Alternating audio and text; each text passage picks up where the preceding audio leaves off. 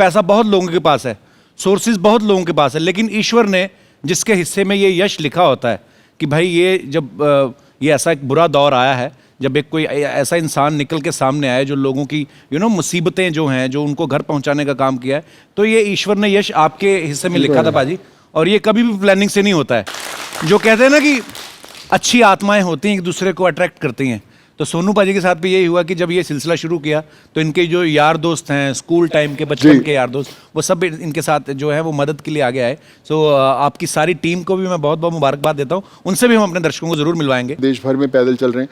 And then I thought कि, और जब वापस भी मैं वहाँ से आ रहा था थाने से, पूरे रास्ते में सिर्फ माइग्रेंट्स जो हर ब्रिजेस के नीचे बैठे थे लाखों की गिनती में, तो मुझे लगा कि यार ये इन 350 से कहानी थमने वाले नहीं, हमें सबको घर भेजना है।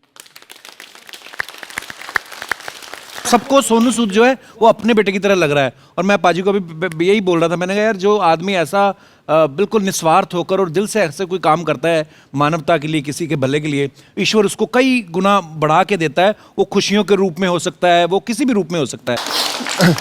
मैं आपको बताता हूँ भाई कि अभी ऐसी कोई स्टेट नहीं जहाँ पे हम लोगों ने भेजा। सबके पास मेरे नंबर हैं, उनके पास, मेरे पास उन सबके नंबर्स हैं। सोनू जी ने अपने बड़े भाई का रोल अदा किया है, बिकॉज आप पहले कभी मिले नहीं है शायद, ऐसे ही सोशल मीडिया के थ्रू आप लोग मिले और इन्होंने आपको घर पहुंचाया। सो इनके लिए हमेशा दुआ करते रहना आप। और ये बात बैक स्टेज सोनू बाजी मुझे बता भी रहे थे कि ये जो सिलसिला चल रहा था लोगों को घर पहुंचाने का, तो सडनली आपके साथ इनकी मुलाकात हुई सोशल मीडिया पे। And Kapil sir, you also pray for me कि अगले साल मैं दोबारा रिंग में वापस आऊँ, क्योंकि पहले तो मेरी उम्मीद छूट चुकी थी कि मैं खेलूंगी भी या नहीं खेलूंगी। सर अभी दोबारा खेलूंगी तो आपके कारण खेलूंगी। Thank you so much sir.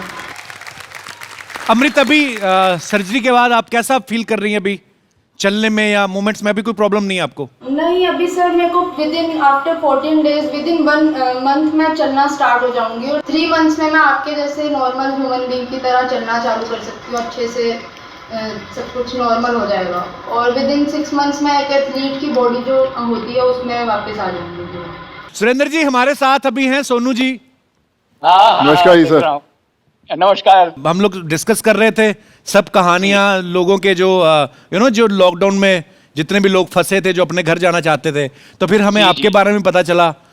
सुन के बुरा भी लगा कि यार इतनी सारी प्रॉब्लम्स जो है लोगों को फेस करनी पड़ रही हैं, लेकिन ये सुन के अच्छा भी लगा कि सोनू बाजी और उनकी टीम जो है वो दिन रात खड़े हैं और उन सब लोगों के लिए काम कर रहे हैं। कपिल जो दशरथ माझी ने पहाड़ काट दिया था जी अपने जुनून में जी, उससे कम नहीं था ये जुनून। और इनका जो काम है ये तो इस पर शोध कार्य होना चाहिए। अगर हम इनके काम पर ताली बजाते हैं, वाह वाह करते हैं, तारीफ के पुल बांधते हैं, तो ये बहुत मामूली सी चीज है। जी बिल्कुल। असल इस जज्बे के ऊपर शोध कार्य होना चाहिए। बहुत बड़ा काम। क्या बात है सर, आप इतना प्यारा बोलते हैं ना। अभी हमारी इस समय मजबूरी है कि यहाँ पे ना हम लोग सोशल गैदरिंग कर नहीं सकते हैं, लेकिन मेरी बड़ी इच्छा है कभी आप मौका मिले तो आप हमारे शो में लाइव जरूर आके हमारे साथ बैठें, 4 बातें करें। फिलहाल हम आपसे इजाजत चाहेंगे। पाजी हम बहुत सारे शोज करते हैं, मेरे ख्याल से कुछ 7 साल हो गए हमें हमारा ये शो चलते हुए, लोगों का इतना प्यार मिला। पर मुझे लगता है ये जो आज का एपिसोड है ये इतना खास है अर्चना जी, इतना स्पेशल है कि हमारा दिल कर रहा है कि हम आपसे किस्से ये सुनते जाएं। और कितनी इंस्पायरिंग है ये सब स्टोरीज।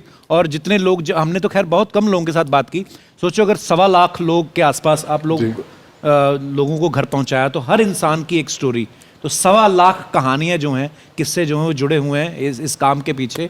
और बस दुआएं निकलती हैं पाजी आपके लिए। लव यू पाजी। अब मैं जो आपका शेड्यूल देख रहा हूँ, जितना भी हम न्यूज़ में भी देखते हैं और आपके सोशल मीडिया के माध्यम से कभी आप कहीं पहुंचे हुए कहीं, आप कैसे मेंटेन करते हो फिर? मुझे लगता है कि थोड़ा सा खाना आप सही कर सकते हैं जब समय नहीं होता है। ये पहली दफ़ा था ये दौर जब मैं लोगों को भेज रहा था कि मैं वर्कआउट नहीं कर पा रहा था, क्योंकि सारा दिन बाहर रहते थे आप लोग, यहाँ बाहर कोऑर्डिनेशन में या फ़ोन पे या लोगों की तकलीफ में सारा दिन। मुझे ऐसा लगा कि 8-10 दिन पहली दफ़ा हुए इतने सालों में जब मैं वर्कआउट नहीं कर पाया। 8-10 दिन आपके मिस हुए? मुझे बड़ी खुशी हुई। नहीं मजाक कर रहा, क्योंकि हम लोग हमेशा इनको बोलते हैं कि यार आप कभी तो मिस किया होगा, लेकिन कभी मिस करते नहीं थे। 8-10 दिन चले जाए जिम, वो बहुत बड़ी बात है। नहीं पर अच्छा आपका 8-10 दिन मिस हो गया वर्कआउट। तो बिल्कुल, फिर मुझे लगा कि नहीं वापस कर रहे हैं, फिर मैं करता भी था रात को, कई बार लेट आकर भी वर्कआउट करता था। पर मुझे ऐसा लगता है कि जब आप वर्कआउट ना कर पाए तो एटलीस्ट अगर आप सही खाएं, यू नो, आप खाना उल्टा पुल्टा ना खाएं तो आप मेंटेन रख सकते हैं अपने आप को। मेरा उल्टा है पाजी, अगर तो मैं एक्सरसाइज करता हूँ तो मैं खाने का बड़ा ध्यान रखता हूँ, अगर नहीं करता हूँ फिर मैं खाने की जो ऐसी की तैसी करता हूँ। हट जा पीछे। फिर पता नहीं, पर अब मैंने पाजी मैं बिल्कुल आपका मैं पूरा वो सही वाला स्टूडेंट बन के दिखाऊंगा, मैं फिट होके आपको और ज्यादा दिखाना है। भाई thank you so much, thank you. Even these are the memories. पर ऐसा बहुत बार होता था ना भाई, जैसे आपने 1 जुलाई से 1 अगस्त तक का ये पास बनवाया, तो कभी कभी क्या होता था, जैसे मैंने अपने कॉलेज जाने के लिए जलंधर पढ़ता था, तो मैं अगर 1 तारीख को खत्म हो रहा ना 2-3 दिन एक्स्ट्रा ही निकाल लेता था। और अगर 4 को पकड़े गए थे, अरे खत्म हो गया सर, पता नहीं चला। बड़ा ऐसा होता था हमारे साथ। पर मैं आपको देख रहा हूँ कि आपको फिर भी नॉलेज थी कि जाना कहाँ है, स्ट्रगल कहाँ करनी है। मैं नया मुंबई आया, मुझे पता नहीं था कहाँ से। मैंने तो डिस्को डांसर में देखा कि मिथुन दा चलते हुए जा रहे हैं और उनको कोई डायरेक्टर जो है वहीं से गाड़ी से देख लेता है, वाओ ये सड़क पे नाचता हुआ जा रहा है, कितना अच्छा। तो मुझे लगा जुहू बने बड़ा सुना था, तो जुहू जाके खड़े हो जाते थे हम। भाई मैं भी ऐसे किया। मैं पहली दफा मुझे ऐसा लगा कि फिल्म सिटी है, यहाँ पे शूटिंग होती है, यहाँ पे काम मिलता है। तो मुझे याद है मैंने एक बॉडी फिट टी शर्ट पहना, फिल्म सिटी के गेट पे आया तो मुझे रोक लिया उन्होंने। तो वहाँ पे मैंने उनको 400 रुपये दिए बाहर गार्ड को। तो मैं क्या, मैं और मेरा एक दोस्त था वो भी आज आया हुआ है मेरे साथ, अजय। तो हम लोग दोनों अंदर आए और हम लोग शूटिंग चल रही थी अलग अलग, तो हम शूटिंग में जाके दूर जाके खड़े हो गए कि हमें था कि शायद कोई डायरेक्टर देखेगा, बोलेगा अरे एक्टर टाइप दिखता, आ जा बेटा तेरे को मैं लॉन्च करता हूँ। तो मैं खड़ा देखूँ तो मैं डायरेक्टर की नज़रों से नजरें मिलाने की कोशिश कर रहा हूँ, देख रहा है नहीं देख रहा। उसने किसी सेट पे किसी डायरेक्टर ने कोई नजरें नहीं मिलाई और मैं भीड़ में खड़ा खड़ा वापस गया। और मैंने रियलाइज़ किया कि ये स्ट्रगल ऐसे नहीं होगी, तरीका कुछ और है। और फिर मैंने ऑफिस घूमना शुरू किया। तो एक्चुअली आज फिल्म सिटी में देखो भाई आपके साथ बैठे हैं। क्या बात है, मेरे साथ क्या है। वाह, हमारे साथ तो और भी किस्से हुए। मेरे साथ एक दोस्त था, तो बोलता है जुहू में, कहता फिल्म का तो पता नहीं कब मिलेगी ये एक्टिंग का मौका, तो एक लड़की बड़ा हमें लाइन दे रही है। तो मैंने कहा कौन? ये देखो यहाँ बैंड वाले सब हंस रहे हैं, ऑलरेडी दे नो द किस्सा। तो वो लड़की, हमें भी लगा कि यार मेरे दोस्त को बड़ा देख रही है। बाद में हमने देखा उसके साथ 3-4 लड़कियां और हैं, वो सारी लाइन दे रही हैं। हाँ। फिर हमें किसी ने बताया इनका काम ही ये है। वो अब नहीं होते, अब तो जुहू में कोई नहीं खड़ा होता। पहले आपको याद होगा ना। ओह, एक अफवाह ये भी है कि आप ये सब जब कर रहे हैं तो आपको जिम जाने का मौका नहीं मिलता, तो आपने ऐसे कोई लकी ड्रॉ सिस्टम रखा था कि जिन्होंने पहले जाना वो आगे आए, फिर उनको उठा के आप कहते थे 15 रेपिटेशन मारूंगा और तुम्हें गोरखपुर भेज दूंगा, चलो। अफवाह है यार ये, मतलब एक अफवाह ये है कि आपकी फ्रेंड जो है फराह खान, वो आपको सोनू स्मूच बुलाती हैं। सोनू स्मूथ बुलाती हैं।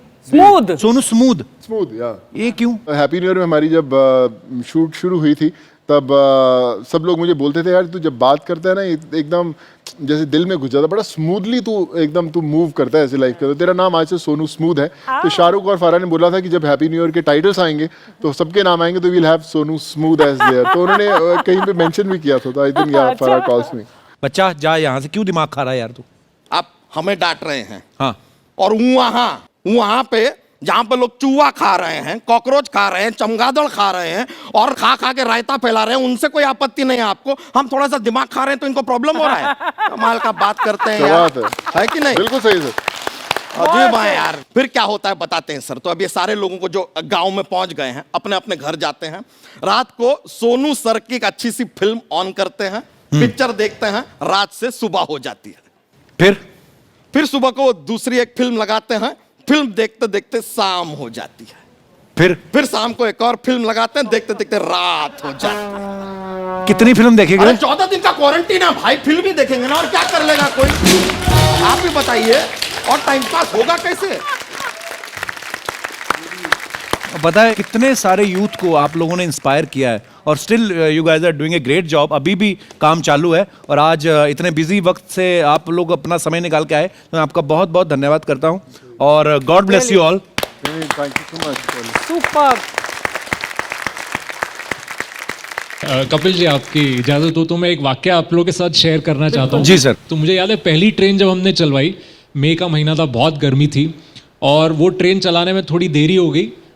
सोनू सर खुद थाने स्टेशन पर रात को 1:30 बजे तक थे, फिर उन्होंने कहा कि के अब मैं जाता हूँ। मैंने बोला सर आप फिक्र मत कीजिए, आप जाइए। गाड़ी में बैठने के 5 मिनट बाद उनका फ़ोन आता है कि के गर्मी बहुत है, ट्रेन में बच्चे हैं, पानी वानी खाना है। मैंने बोला पानी बहुत है। तो बोले एक काम कर, अगर पानी ज़्यादा है तो हर एक को 2-2 बोतलें दे दे। मतलब इतना अटेंशन टू डिटेल इनका रहा है, लास्ट मिनट माइल तक भी हर ट्रेन में साथ में आए, हर बस में वो साथ में खड़े रहे। ये नहीं कि मतलब खाली पीछे से चला रहे हैं और ऑपरेशन सारा हम कर रहे हैं। तो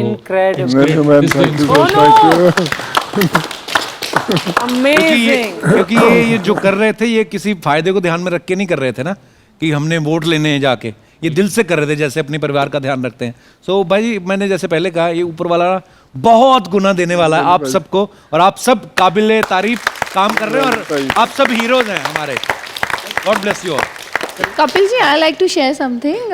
हम लोगों ने मतलब लोगों को घर तो भेजा ही है, पर सोनू जी ने काफ़ी लोगों की साइकोलॉजिकल काउंसलिंग भी की है, क्योंकि शुरू में क्या हुआ, वी डिडंट नो कि कैसे परमिशन आएगी, क्या होगा। हमने लोगों को बस में बिठा दिया, हमारे पास परमिशन नहीं है, और वो पूछी जा रहे हैं कि अरे हमें क्यों आप बोले जा रहे हो, बस कब चलेगी। बस में बिठाया है सिर्फ बिठाने के लिए, और हम एक्चुअली सोनू जी फ़ोन कर रहे हैं परमिशंस के लिए, और फिर 1-1 घंटा लोग बस में बैठे हैं, और उनके पास एक बहुत फियर होता है उनके अंदर कि शायद हम जा पाएंगे या हम नहीं जा पाएंगे। माहौल ऐसा था ना कि सबको लगता था कि यार यहाँ से निकल गए, रास्ते में ना फंस जाए या यहाँ से निकलेंगे भी कि नहीं। बट फाइनली जब वो बस चलती थी और जो उनके वो चेहरे होते थे खुशी से भरे और आंखों में आंसू, that is like a sight to behold. आज तक शायद मैंने ऐसा साइट कहीं नहीं देखा होगा। नहीं सोनू?